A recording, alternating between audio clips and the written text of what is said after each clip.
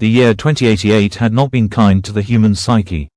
Dr. Maxwell Hayes leaned back in his chair, rubbing his bloodshot eyes as the holographic displays surrounding him pulsed with data. The sterile laboratory air felt oppressive, almost sentient in its stillness.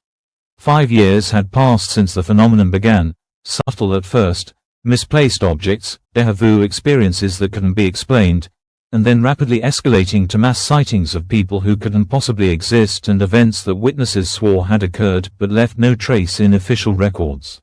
The scientific community had initially dismissed these occurrences as mass hysteria, a psychological response to the increasing instabilities of climate devastation and socio-economic collapse that had defined the latter half of the century. But Hayes knew better. The patterns were too consistent, the reports too numerous, the witnesses too credible.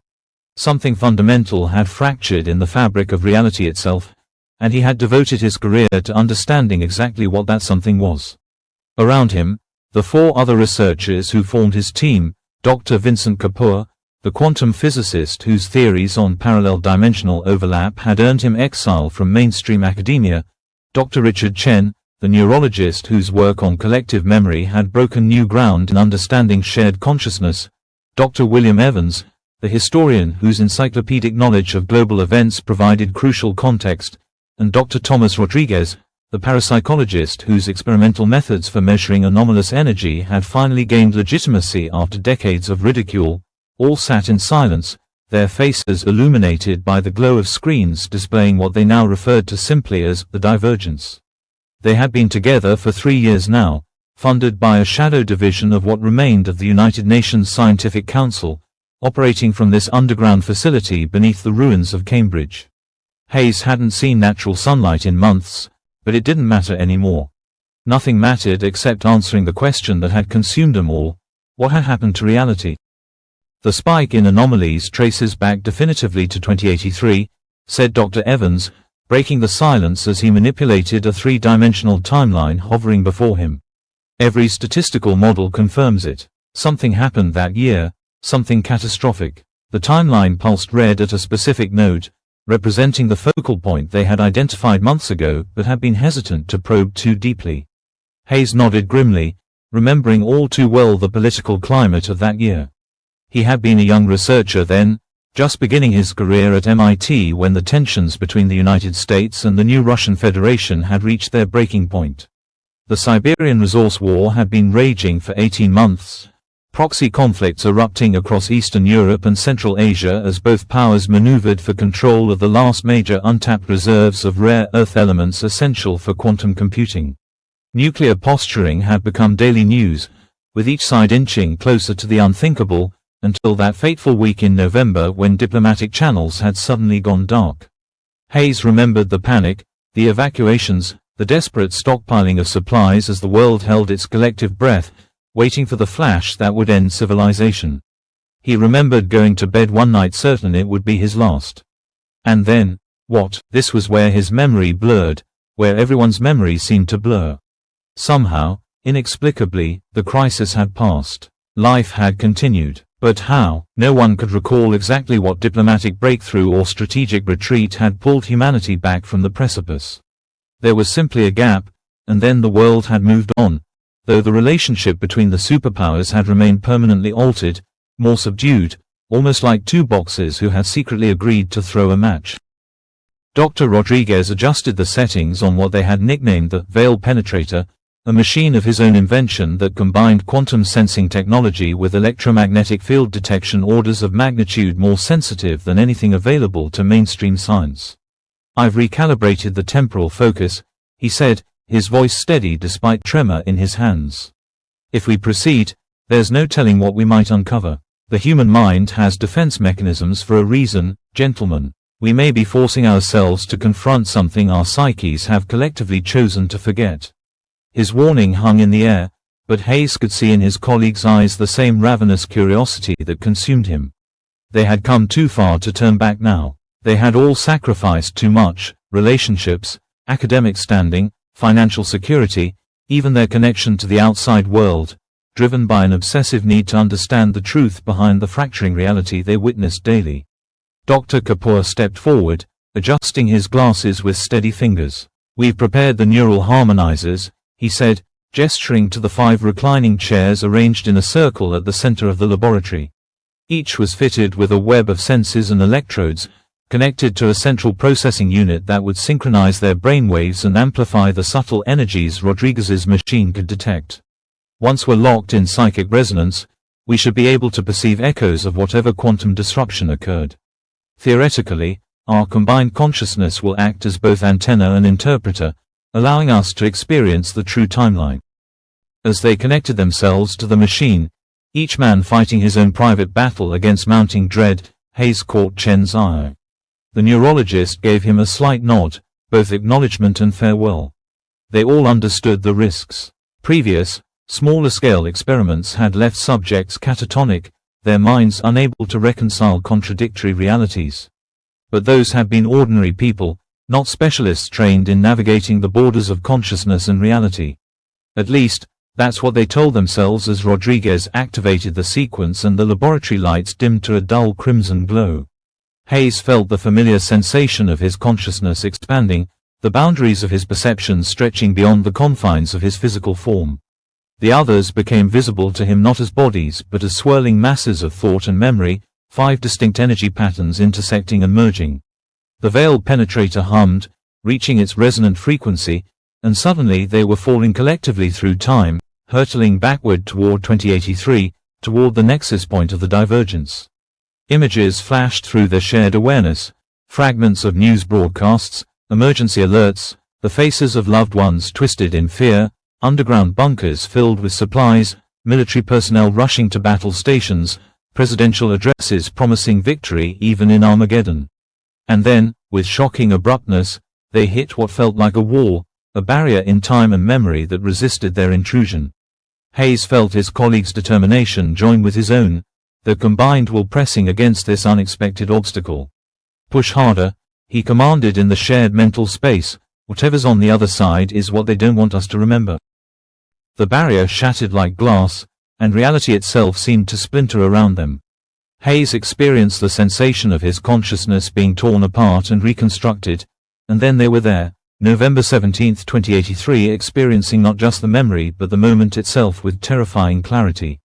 They witnessed the miscalculation that had triggered everything. A Russian automated defense system interpreting a meteor shower as incoming ICBMs, the retaliatory launch, the American response, the cascade of nuclear fire that followed as command structures crumbled and fail-safes failed. They felt the heat of 1,000 suns bloom across the surface of the earth, engulfing cities, vaporizing billions in an eye blink. They experienced the collective death scream of humanity, the shock wave of consciousness suddenly liberated from physical form.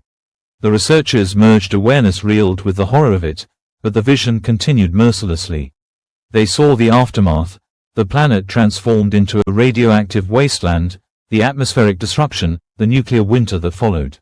Most devastating of all, they witnessed the cloud, a vast, swirling mass of particulate matter circling the globe, containing the atomized remains of 3 billion human beings, their molecular structure scattered but somehow maintaining the energetic imprint of consciousness. "This is impossible," Chen's thoughts echoed in their shared space, "we survived.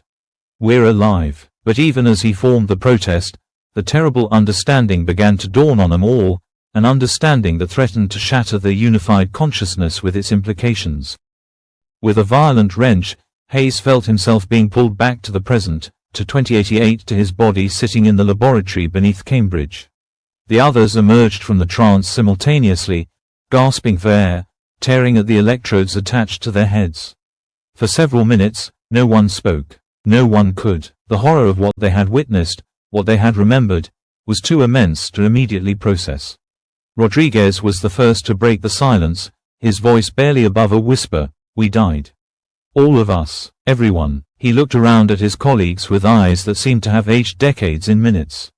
"What we're experiencing now, this isn't reality. It's something else." Hayes wanted to contradict him, to offer some rational explanation that could preserve their sanity, but he couldn't. The evidence was overwhelming. They had collectively witnessed the true history, the nuclear apocalypse that had indeed occurred, despite everyone's inability to remember it. The divergence, Kapoor said quietly, was never about reality changing. It was about us, our consciousness, constructing an alternate continuity to avoid facing extinction. The Mandela effects, the inconsistencies, the missing memories, they're all artifacts of an imperfect reconstruction. Evans turned to his computer, his hands shaking as he began pulling up historical records. That's why no one can remember exactly how the crisis resolved. It didn't resolve, but look at these records, newspaper articles, government announcements, television broadcasts, all describing diplomatic breakthroughs that never happened. The implications were staggering, not just a shared hallucination or mass delusion, but an entirely constructed reality, indistinguishable from the one they had known before the war, yet fundamentally unreal. We're all part of that cloud, Chen said, his scientific mind already working to make sense of the impossible. Our physical bodies were vaporized, but consciousness persisted. Somehow, in that moment of global annihilation, the collective human consciousness refused to accept extinction. It created this. He gestured around him at the laboratory, at their own bodies, at the world they had always believed was solid and real. A perfect simulation of continued existence. Hayes pressed his fingers against the surface of his desk, feeling its solidity, watching the slight indentation of his skin against the material. It felt real. It had always felt real. How could this be an illusion? But deep within, he knew it was true. The gaps in the collective memory, the increasing frequency of reality glitches, it all pointed to the same conclusion. Their consciousness, their essence, whatever made them who they were, had survived the nuclear fire, but only as part of that vast cloud of human remnants circling a dead world. The five men sat in silence as the full weight of their discoveries settled upon them. Everything they had worked for, everything they had believed about the nature of reality and their place in it, had been fundamentally undermined. They were not living beings conducting research in a physical world. They were ghosts, fragments of consciousness sustained by the collective will of billions of the dead, playing out the roles they had held in life, engaged in a pantomime of continued existence. Even this revelation, this moment of terrible clarity, was just another scene in the endless theater of the afterlife they now inhabited. Hayes felt hysteria bubbling up within him and fought to suppress it. The disappearances, he said at last, the people who've vanished over the past 5 years, they're not gone. They've simply woken up. Somehow they've become aware of the true nature of our existence and can no longer maintain the illusion. The others nodded slowly, the pieces falling into place. The Mandela effects weren't errors in reality. They were errors in collective memory, glitches in the shared consciousness that maintained their simulated world. And now we know too, Rodriguez said softly. What happens to us now? As if in answer, Hayes noticed with horror that his hand was becoming transparent, the solid flesh fading to reveal nothing beneath. He held it up for the others to see, and watched their expressions shift from shock to a strange resignation. One by one, they began to fade as well, not disappearing entirely, but becoming less substantial, as if the knowledge of their true nature was eroding their ability to maintain physical form in this constructed reality. In what would be their final moments of shared research, the 5 scientists documented their findings with meticulous care, recording everything they had learned about the nature of their existence. They knew, with the certainty of those who have glimpsed fundamental truth, that they would soon join the ranks of the disappeared souls who could no longer maintain the collective delusion of continued earthly existence. But before they surrendered completely to whatever awaited them beyond this ghostly simulation of life, they encoded their discovery into the fabric of the world they were leaving behind. Like a virus in the system, they planted the knowledge where others might find it, ensuring that the truth would continue to spread. Because they had also realized something else during their journey beyond the veil, the simulation was breaking down. The increasing anomalies were symptoms of a failing system. Eventually, all who dwelled in this phantom world would face the truth as they had, that humanity had already faced its end, that everything since 2083 had been a shared dream of the dead, a mass refusal to accept extinction. Hayes looked at his colleagues, brilliant men he had respected and worked alongside for years, now revealed as fellow ghosts in an elaborate afterlife. There was fear in their eyes, yes, but also a strange peace. Gentlemen, he said, his voice already sounding distant to his own ears, I believe we've reached the end of our research. As the last traces of their physical forms dissolved into the ether, returning to the atomic cloud that contained all that remained of humanity, the 5 researchers experienced a final, shared epiphany that transcended the horror of their discovery. The afterlife they had been living was not a punishment or a prison, but the ultimate expression of human resilience, consciousness refusing to be extinguished even when the physical body had been reduced to its component atoms. Somewhere, circling a radioactive Earth, 3 billion souls continued to dream together, creating worlds and lives and futures that could never be. And in that collective dream, 5 scientists had dared to seek the truth, had dared to remember what all others had chosen to forget. They had discovered that humanity had not survived its greatest crisis after all, but in another, more profound sense, it had never truly died. The knowledge did not ease their passing from the illusory world they had known, but it gave their dissolution meaning. As the laboratory faded around them, as their consciousness expanded once more beyond the confines of simulated flesh, they embraced the true nature of their existence not with terror but with wonder. Reality, they had learned in their final investigation, was far stranger and more resilient than they had ever imagined.